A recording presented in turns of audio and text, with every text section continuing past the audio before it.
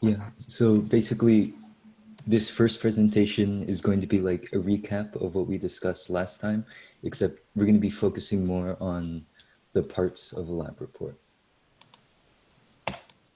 Okay, so first, the title. Again, try to use as few words as possible because the less words you have, the more concise it is and the more appealing it is to every viewer. Like if they see something like this, like bibicus of like thermosis or whatever the hell this is, they're not going to click on it. They're probably not going to find it enjoyable, and you're going to have a bad time because nobody's going to look at your research paper. So make the title as concise yet informative as possible, and also make it after the conclusion of your experiment or project. So that way it can accurately represent what your study is about. So now the authors. This is basically a list of everybody who worked on the experiment, and the most important or lead author is listed first, while the second most important is listed last. So here's a quick note. If you were to go into a science career and you're making professional research articles, do not put like the guy who wrote one sentence as the second most important over the guy who like did all of the data charts or whatever. It's a really big move. Don't do that. Okay, now onto the abstract. This is basically the summary of the experiment, and this is like the main thing that everybody who's going to be looking at your research article, this is what they're going to be looking at. Because if you remember that one article from yesterday that cost like $40 and you had to use Sci-Hub to view the whole thing, the only thing that it was showing was the abstract. If some person wants to use your research article, they will first look at your abstract, because your abstract is like the back paragraph on the back of a book. It explains everything in the book, and it's usually what will appeal to people who want to read the entire thing. So you'll put this at the beginning of your report because that's where people are going to start when they're reading it, and people should be able to read your abstract and get an idea of the entire research project or the research article without having to read the whole thing. But And then one key distinction yeah, between like the end of like book paragraph and this is that the abstract, it basically lists out the whole book. Like you also talk about your results. You don't just talk about oh yeah, like the problem and the data. You also talk about the results. So like it's basically like a very short summary, usually less than 250 words of your whole paper. So make sure to also talk about the results, and you don't necessarily have to discuss the results, but make sure that you also talk about the results and their application in your abstract, not just the problem and the methods. yeah. And then this is the introduction. So basically this is just presenting. It's like the background of the experiment, and it's giving all of the scope and what the experience is going to be about, and what it's going to be using during the experiment. So here you'll have all your reference, and it'll be citing all the other research that you used in the article. And so it's going to be talking about previous experiments done on similar topics and present previous knowledge. This is also where you're going to be presenting the hypothesis. And then onto the hypothesis. So here you'll be doing the null versus the alternate hypothesis. So basically your alternate hypothesis is the one that you've probably heard about before. This is the one that you're actually using, or the normal one. So imagine in this situation, if I feed chickens sunflower seeds, they will lay more eggs. Now the null hypothesis is the one where nothing happens. This is what will happen if you think nothing will happen, as already stated. So if you were to feed sunflower seeds to chickens, they wouldn't lay any more eggs than they normally do. So basically, in your experiment, you are trying to prove that the alternate hypothesis is true and the null hypothesis is not true.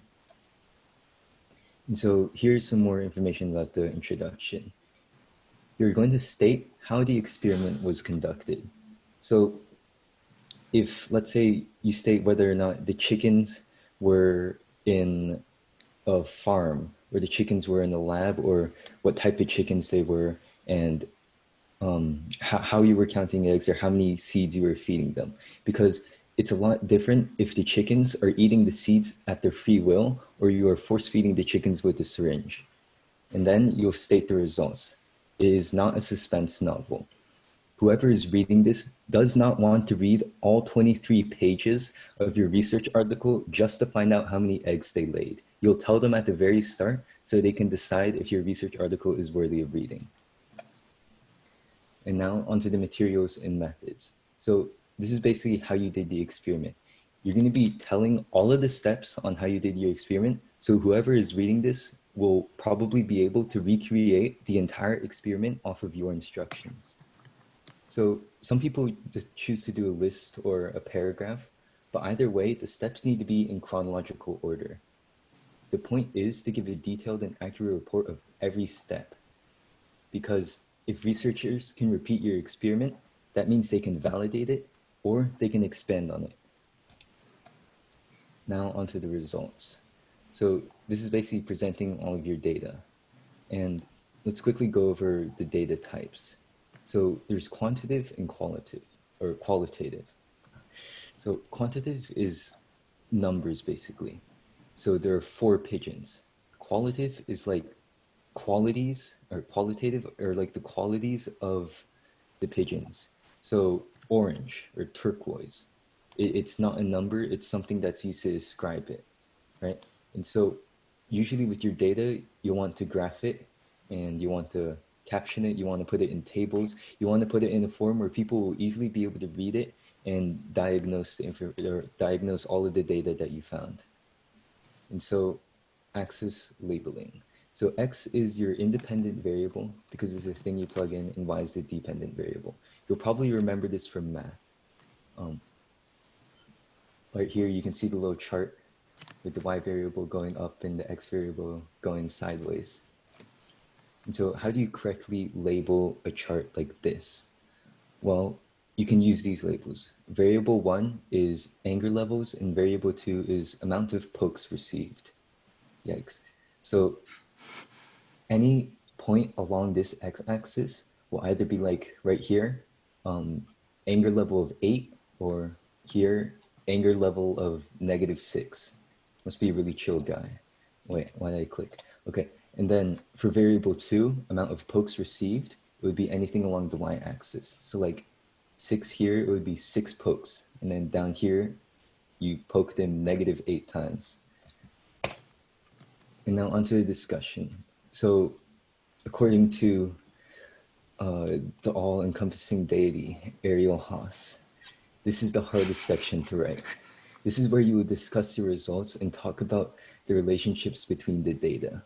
So you will discuss correlations with other research and previous knowledge from the introduction, and then also possible reasons for the unexpected data or ideas for what went wrong differently. So let's go back to the chicken example. Let's say you fed your chicken sunflower seeds and the chicken lays like 96 eggs. You're going to talk about how this relates to our previous knowledge on how chickens lay eggs. And you're also going to talk about possible reasons why this chicken was able to lay like hundreds of eggs. So here's some more information about the discussion. You're going to state your conclusion without saying in conclusion, right? So you wouldn't say in conclusion, sunflower seeds probably make chickens lay hundreds of more eggs. You wouldn't say that. You wouldn't say in conclusion. And then you also summarize and analyze the evidence to support conclusions. So basically, if you found that feeding sunflower seeds to chickens had chickens lay hundreds of more eggs, then that is evidence supporting your conclusion that sunflower seeds will make chickens lay more eggs. Okay, I'm gonna hand this off to Archit in a Moog now. to present the second half of this.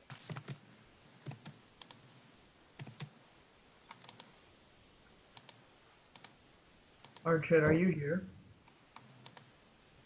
Oh, we can see your Discord screen, Noah. Yeah, I was just checking if he was alive. Okay, I guess you can just continue. It's fine. All right, yeah, I'll continue. You need to go back a slide. Yeah. Okay, cool. Okay, so let's go into analyzing. Remember how I said you need to analyze your data. So analyzing will involve statistic tests.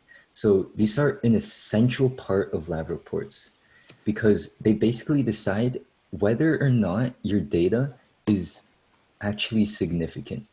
So if you think about it, like let's say let's say in an alternate hypothetical world, chickens lay 100 eggs normally, and your results end up with a chicken laying 102 eggs.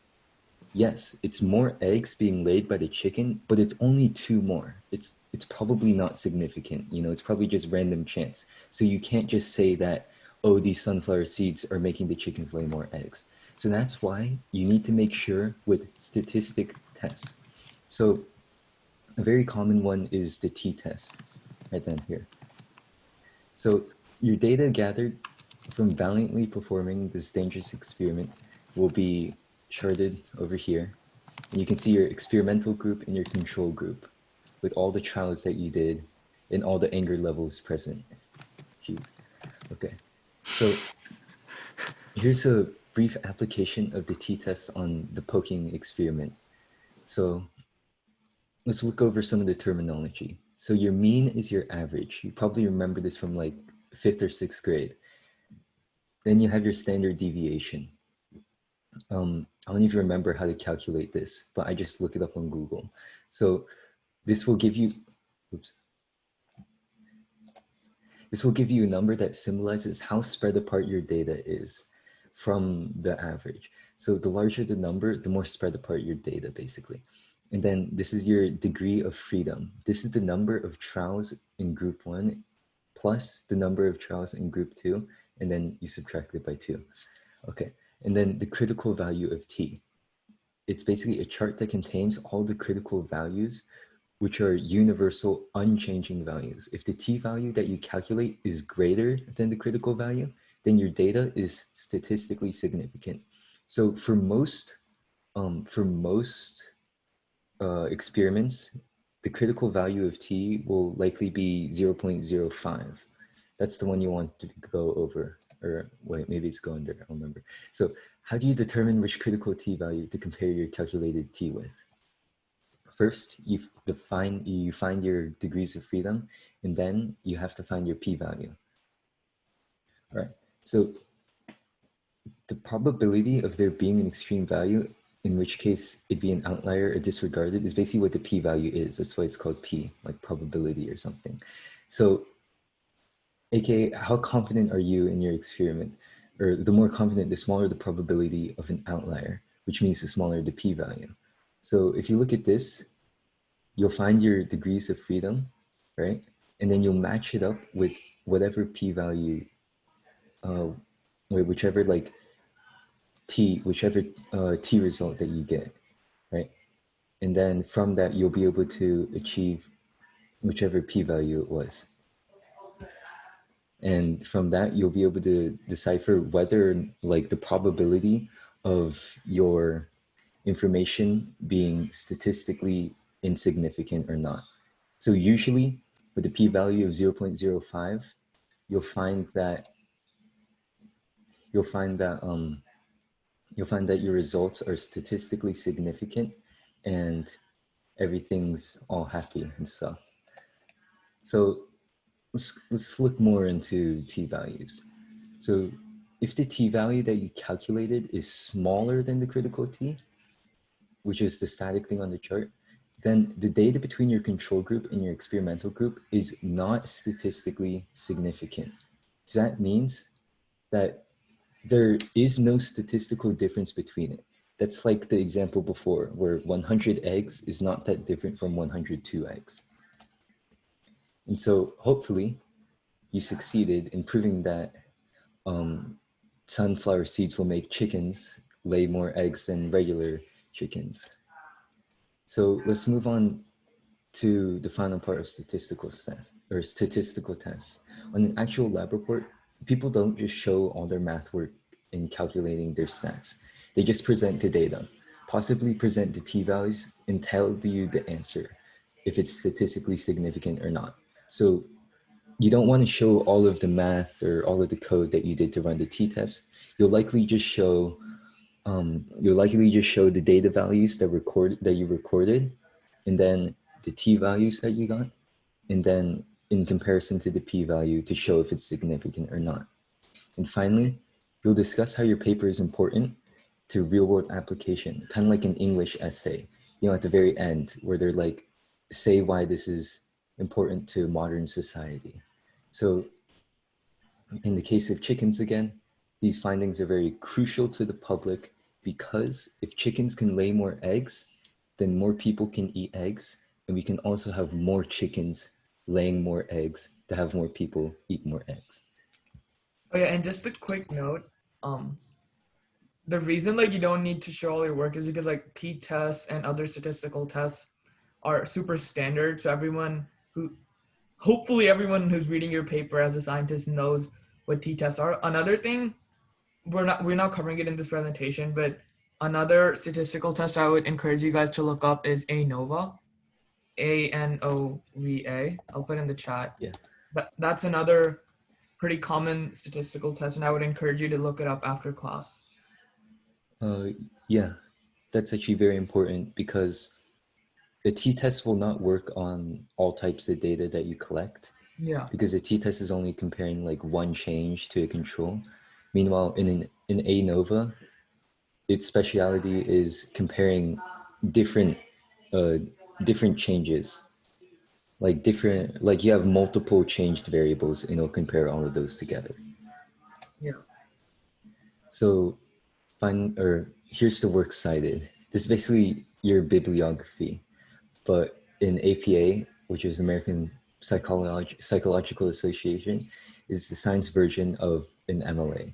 So instead of doing author name and then page number, many lab reports just have a number next to the cited text. It's kind of like Wikipedia.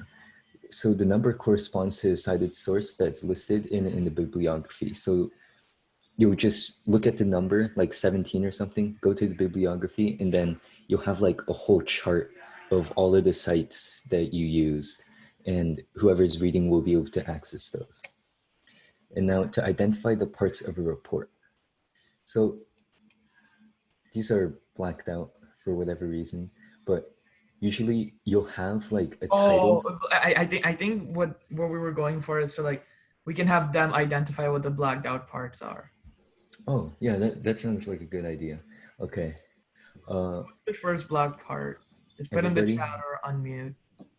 yeah, put in the chat or unmute. Let's get the draw.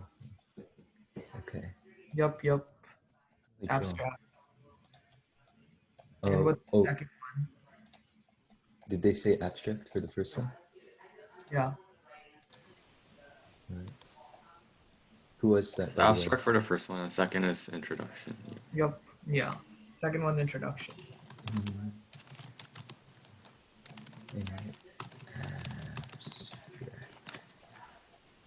Okay. Notice again how the abstract is at the very top because this is what people are going to be looking at right away. And this is what's going to catch their attention. Actually, Right? I would say this is like a pretty bad abstract. Yeah, it's kind of small. Yeah, not the best abstract since they don't talk about unless this is a review paper and they don't actually have any experiments. So if you'll notice a few of the papers that you might come across are just review papers. They're basically like literature reviews written out in paper format.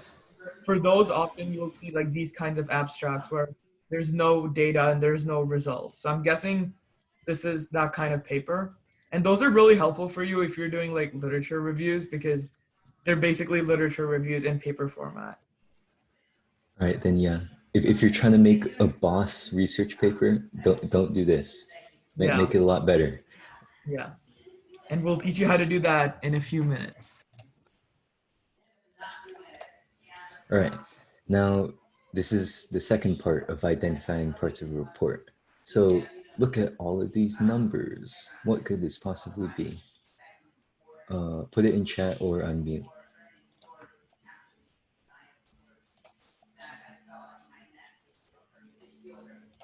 Okay, I can't see the chat. What is this? Yeah, so this is the bibliography. Like, yeah, or the works cited. Now, it's not the acknowledgement. The acknowledgement is usually just one sentence at the end of the paper. It's before works cited and after conclusion. It just says, I would like to thank blah, blah, blah, blah, blah, blah, blah, blah, blah for helping me. So this is Yeah. the bibliography or works cited or references. Yeah, and so all of these are like your standard bibliography kind of stuff, listing the source and all the authors. But instead, what you're going to be using in the actual research paper is these numbers right here. So let's say like, oh, blah, blah, blah, blah, blah, blah, chickens do this. And then you'll put the source of wherever you found that from by writing in the number, right? And so they'll look at this information and they'll know it comes from source 28 and they can just come down here and find it. And usually you can just copy it and then paste it into Google and it takes you, and it gives you a link to the exact paper. So And like you can use the same source multiple times in the paper. So you can have like multiple bracket 28s throughout the paper, but you only cite the source once.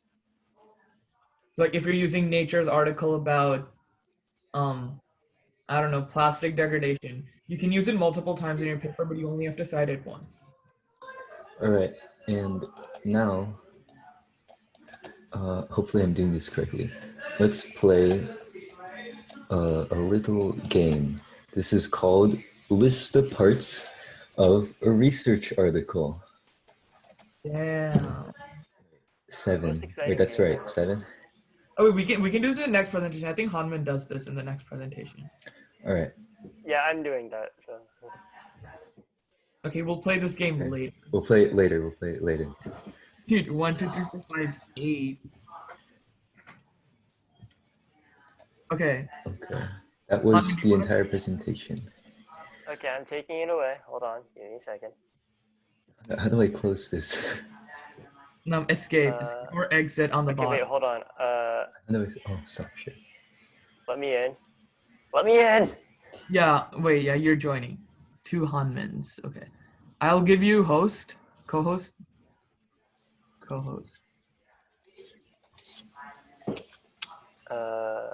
Why are there 2 Hanman Kims? Whatever. Okay, one's talking, one is going to be sharing screen, basically. Okay, cool. Is the screen sharing? Yes. Okay, let us begin. So this is probably going to go over quite a few bits of what Noah and Andrew went over before. So this is basically how to write a research paper.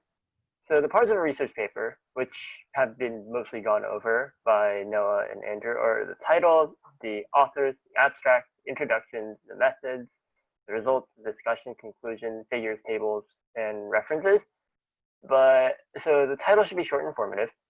The abstract should be about a paragraph, 250 words or less-ish. Introduction, 1.5 to 2 pages. Methods is 2 to 3 pages. Results is 6 to 8 pages. Discussion, 4 to 6. Conclusion, a paragraph. Figures, 6 to 8, 1 per page. And tables are 1 to 3, 1 per page. And the references should be about 20 to 50 papers, so 2 to 4 pages.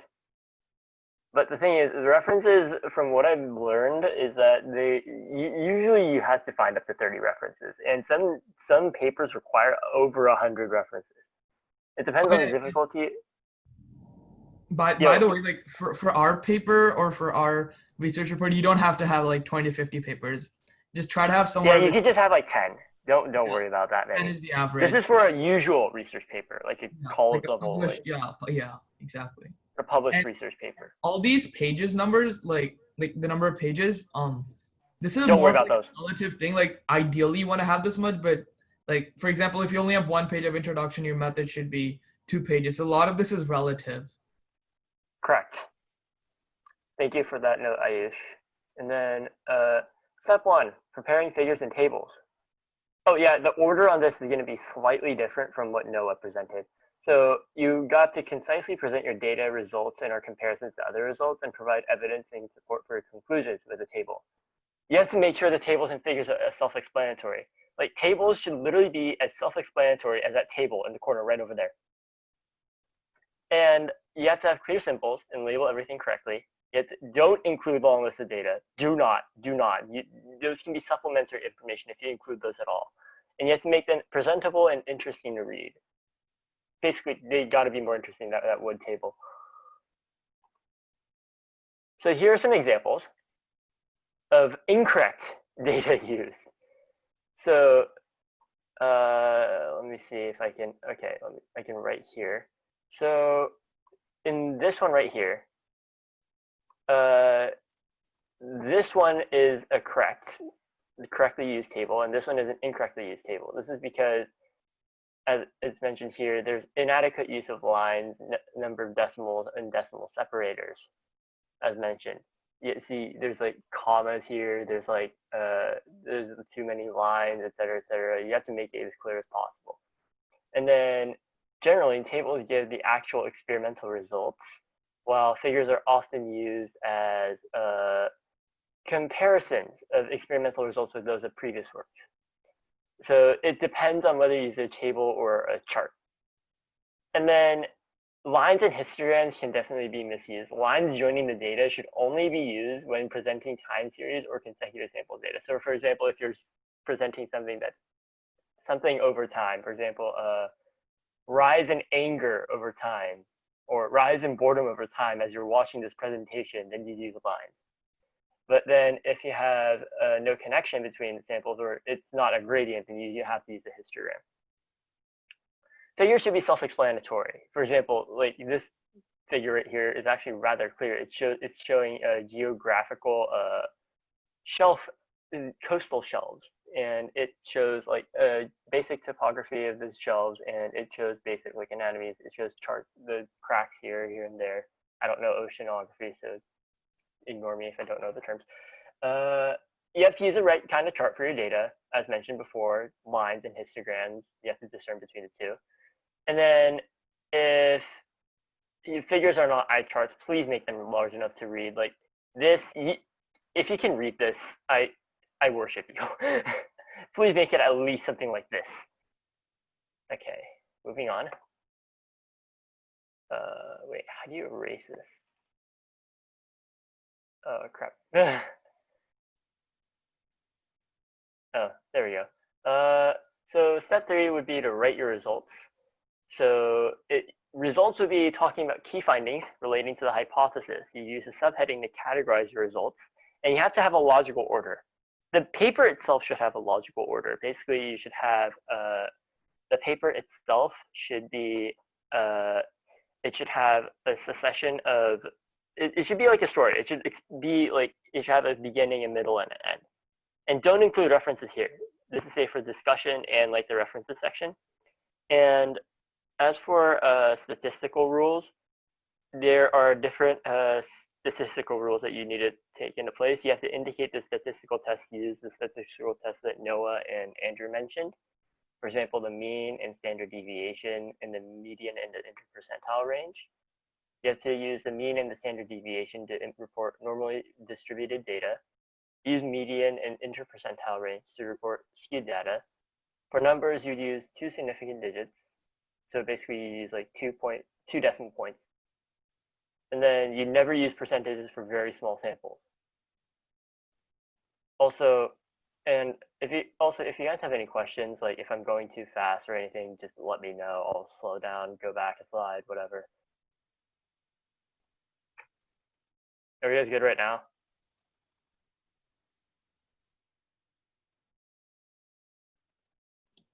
Yes. Got it.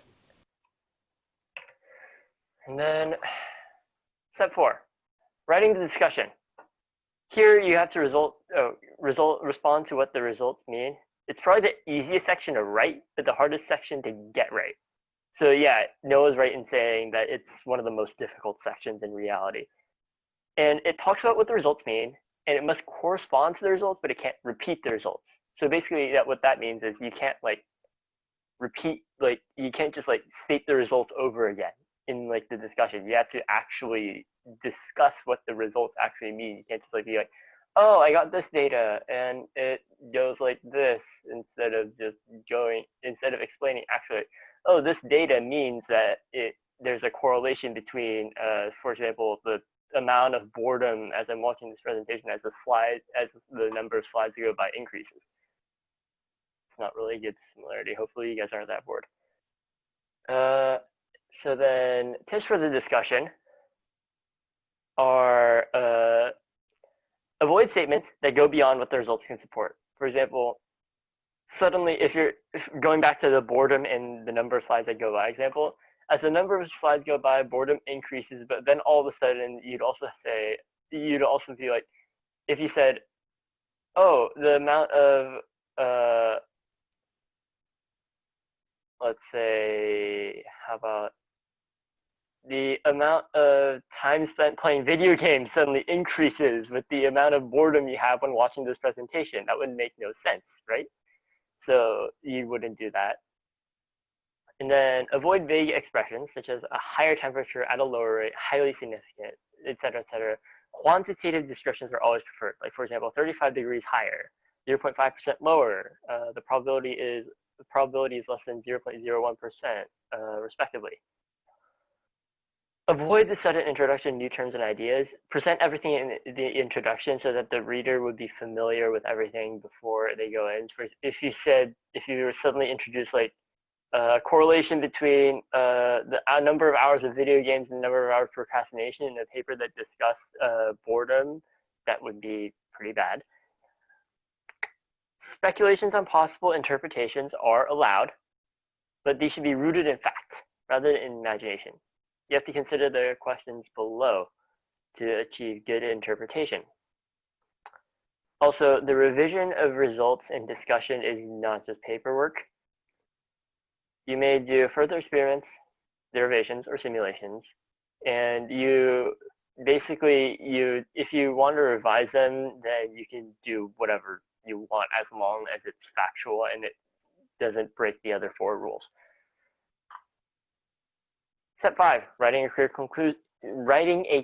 conclusion. Jesus, my tongue. Okay, so why is this research important and meaningful? Talk about the impact of your work in relation to a specific area. Don't simply list the results or repeat the abstract. That's a big no-no. And you have to provide clear scientific justification for your work. Basically, you'd explain the uses of your work and possibly suggest further experimentation based on what your work did. For example, if we go back to our previous project for iGEM last year, if you could state in the conclusion, if you wrote a research paper for that you could probably improve on our project, blah, blah, blah, blah, blah, by making a bioreactor, blah, blah, blah. Yeah, something like that. Step 6, you'd actually go back and write the introduction, which is kind of weird, but it actually makes sense because if you wrote down everything beforehand, then you'd be able to get an actual introduction. So you provide context of the experiment. You'd explain the purpose and your hypothesis, which is really important. You should probably establish your hypothesis first before you do any of these to say. And then you'd use other articles to provide good background. You'd cite those articles in the introduction. Use only what is absolutely relevant. If you use like an article that is barely relevant, like you'd cite it, but you wouldn't actually use it in the introduction. Oh yeah. And be concise. Don't mention the results.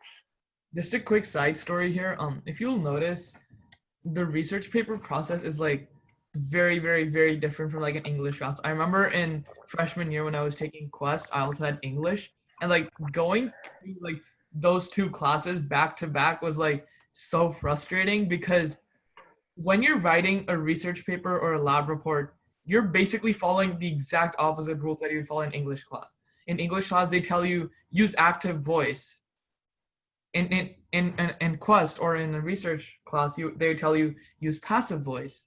And then in English class, they're like expand on your thoughts and then try to leave some mystery if you're writing like a fictionalized sort of thing in research class. It's like be concise, prove everything, and don't ramble on at all. So just like just make sure that science writing is a lot different from the writing you might be used to. So just like really make sure that you're following what Hanman's telling you and making sure that whatever you're saying is like rooted in fact. And like everything you can potentially talk about has to be in your introduction. Like these are very important rules. So just a quick side note. Definitely. Yeah, what Ayush said is completely correct. The scientific papers are completely different from your average English papers. Of course, you can bring principles from your English papers into here, but the general principles are absolutely just completely different. Okay, moving on to number 7. So the abstract tells prospective readers what you did and what the important findings in your research were. It goes before the introduction. And together with the title, it's an advertisement of your article. Make it interesting and easily understood without reading the whole article. So like if you ever look up a scientific paper and you find that it's supposed to be paid for, you'd find that they only give you the title and the abstract because that's like the advertisement of the article. It's like, oh yeah, if you read this, you can get a basic idea of what the paper's like, and then it's like, oh wait, this is interesting, or oh no, this is absolute crap, no, throw it away. You can do one with both. And then you avoid using jargon, uncommon abbreviations, and references in an abstract. You must be accurate, and basically, yeah, it's a summary. Say that again. It gives key results, minimizes experimental details. You should say the experimental details for the methods and the results. And then it is very important to remind that the abstract offers a short description of the interpretation or the conclusion in the last sentence. So I'm just going to exit for a little bit because I'm going to show you guys an example of a good abstract. So this is the title and the relationship between the liability of sentiment-bound metals and their bioaccumulation in benthic invertebrates. Jesus Christ, my tongue. What do you guys think this article is about without like taking a glimpse at the abstract? Type it in chat.